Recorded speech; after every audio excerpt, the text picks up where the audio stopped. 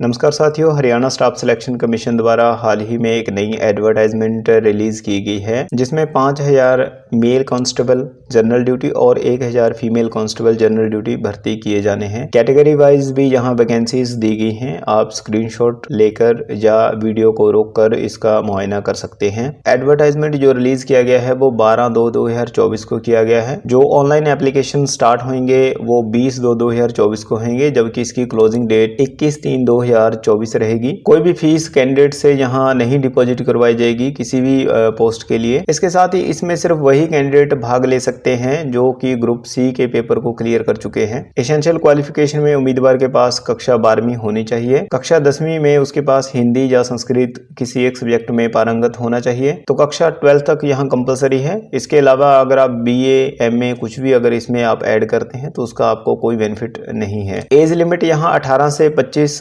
वर्ष की दी गई है, जबकि इसके अलावा SC ST और रिजर्वेशन जो कैटेगरी होती हैं उनको 5 साल और OBC को जैसे 3 साल एक्स्ट्रा दिए ही जाते हैं, जो कि स्टेट गवर्नमेंट्स के रूल के अनुसार होगा। अगर किसी साथी के पास NCC का सर्टिफिकेट है जो कि A, B और C लेवल का होता है तो उसमें उसी के रिस्पेक्टिवली उसे 1, 2 और 3 मार्क्स का यहाँ वेटेज दिया जाएगा। इस बात का भी ध्यान रखिएगा कि आपको यहाँ 5 ऑप्शन दिए जाते हैं जिसमें आपको कोई एक चूज करना होता है। अगर 5 में से कोई भी ऑप्शन यहाँ चूज नहीं करते हैं तो आपको 0.945 के हिसाब से आपका जो मार्क्स है वो डिडक्ट कर लिए जाएंगे। सोशियो इकोनॉमिक्स क्राइटेरिया में 2.5% वेटेज रहेगा। ये उन साथियों का है जिनके यहाँ कोई भी गवर्नमेंट अधिकारी नहीं है, जो ना उनकी फैमिली में ना उनके माता पिता, और ग्रॉस एनुअल इनकम जिनकी 1,80,000 से कम है। इसके साथ ही यहाँ पूरा डेटा जो फैमिली ID से उठाया जाएगा, तो अपने नाम, अपने माता पिता का नाम, एज, डेट ऑफ बर्थ वगैरह जो भी है और इनकम वगैरह है वो आप पहले से ही इस चीज को देख लीजिएगा। EWS सर्टिफिकेट जो कि हरियाणा सरकार द्वारा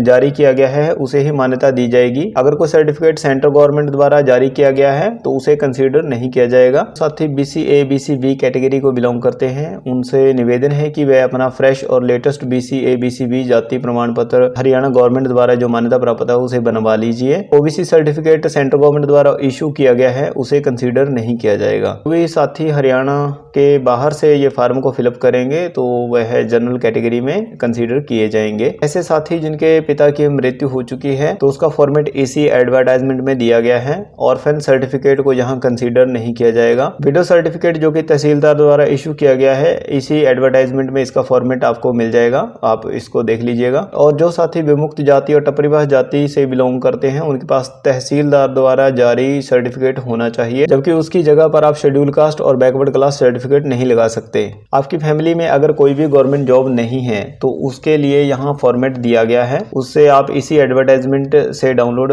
कर सकते हैं। और जब भी आप फॉर्म फिलअप करेंगे तो आपको सेल्फ अटेस्टेड यहाँ अपलोड करना होगा और उसके बाद जब आपका डॉक्यूमेंट वेरिफिकेशन होएगा तब आपको ये तहसीलदार से वेरिफिकेशन करके इसकी देनी होगी। SC BCA BCB और EWS सर्टिफिकेट जो भी आप फॉर्म में अपलोड करेंगे वह इसकी लास्ट डेट से पहले के ही जारी किए गए होने चाहिए। साथ ही आपको हरियाणा स्टाफ सिलेक्शन कमीशन की ऑफिशियल साइट पर रेगुलरली आना होगा, पब्लिक नोटिस देखने होंगे और डिफरेंट न्यूज़पेपर को आपको रेगुलरली चेक करना होगा। आपको कोई भी इंडिविजुअल इंफॉर्मेशन यहाँ नहीं दी जाएगी, तो इस बात का आप ध्यान रखिएगा। और बोर्ड के द्वारा यहाँ एक हेल्पलाइन नंबर दिया गया है, आप इसका प्रयोग करके सुबह 9 से शाम के 5 बजे तक कोई भी जानकारी, कोई इन्फॉर्मेशन, क्लैरिफिकेशन, इस फॉर्म से रिलेटेड कोई जानकारी अगर आपको चाहिए तो वो आपको मिल जाएगी। और लास्ट डेट का बिल्कुल भी इंतजार ना करिए, समय रहते अपने फॉर्म को आप सबमिट करवा दीजिएगा। और पूरी जानकारी बिल्कुल करेक्ट और एक्यूरेट होनी चाहिए, क्योंकि एक बार फॉर्म अगर आप सबमिट हो गया है तो आपको कोई भी करेक्शन और मॉडिफिकेशन का यहाँ चांस नहीं दिया जाएगा। इसी बात को यहाँ फिर से भी दोहराया गया है कि सब कैटेगरी और सोशियो इकोनॉमिक से रिलेटेड या फिर कोई भी जो चीज है आप बदलाव करना चाहते हैं तो उसको नहीं बदला जाएगा। तो इसीलिए फॉर्म भरते समय इस बात का विशेष ध्यान रखिए। इसके साथ ही जो भी आप डॉक्यूमेंट इसमें स्कैन करेंगे और अपलोड करेंगे वो ओरिजिनल ही होने चाहिए, फोटोकॉपी से कोई भी स्कैनिंग आप ना करें। और अगर कोई सर्टिफिकेट दोनों साइड से प्रिंट है तो दोनों साइड से ही स्कैन करिएगा और तभी उसे अपलोड करिए। और साथ ही बोर्ड द्वारा साफ हिदायत दी गई है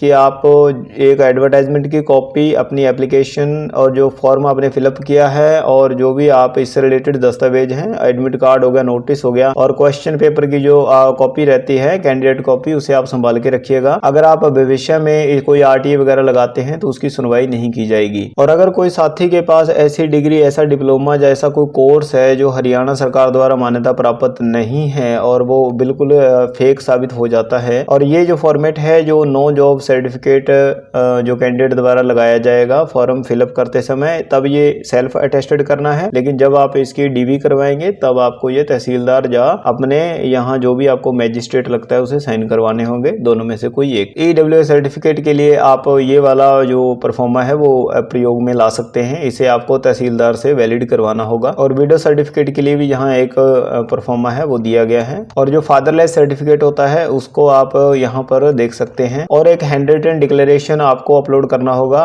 वो यहाँ दिया गया है, तो आप इसको भी आप पढ़िएगा और इसको डाउनलोड कर लीजिएगा। तो चलिए साथियों, आज की इस वीडियो में बस इतना ही। मिलते हैं अगली किसी छोटी सी वीडियो में, तब तक के लिए धन्यवाद। और अगर आप चैनल पर नए हैं तो सब्सक्राइब करिएगा। तो अगर आपका कोई ऐसा साथी है जो हरियाणा पुलिस में इंटरेस्टेड है तो उसके साथ ये वीडियो आप जरूर साझा कीजिएगा, ताकि उसको थोड़ी बहुत जानकारी मिल सके और थोड़ी बहुत वो खुद जान सके।